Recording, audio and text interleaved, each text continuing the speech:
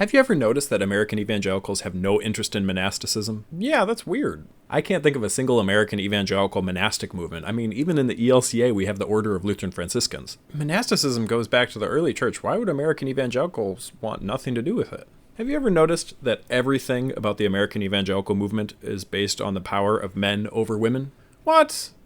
No! It's about Jesus. So it follows the teachings of Jesus?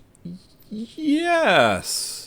So if Jesus, for example, told women to go and spread the gospel message as he does at the end of every gospel, this would be reflected in the practices of evangelical Christianity, right? I think Jesus just meant they should tell the men and let the men preach. Are you saying this because it's a faithful interpretation of the scriptures or because it's convenient for controlling women? But men have always been pastors in the Christian tradition. Do you think that's because of Jesus or because men like to have power over women? Because Jesus seems to lift up women an awful lot. Even St. Paul acknowledges that women were apostles in the early church. Sure, but what does that have to do with monasticism? Well, convents were a place where women actually had a lot of power. They still had to answer to male church leadership, but they could create their own women-run spaces. Why would American evangelicals not want women to have their own spaces where they get power? Oh, it's because they don't want women to have any power.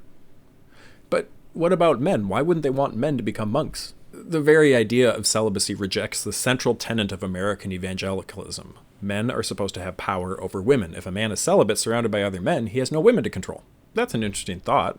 Are you just trying to lift up celibacy? Nope, I am a married Lutheran pastor. This is just an idea I can't get out of my head. Is there anyone else saying this? Probably. Honestly, I haven't done any research, so take everything that I say with a big grain of salt. I could be totally wrong. It has happened before. It has. Still, very curious. Hey, would you ask me an interesting question? Sure.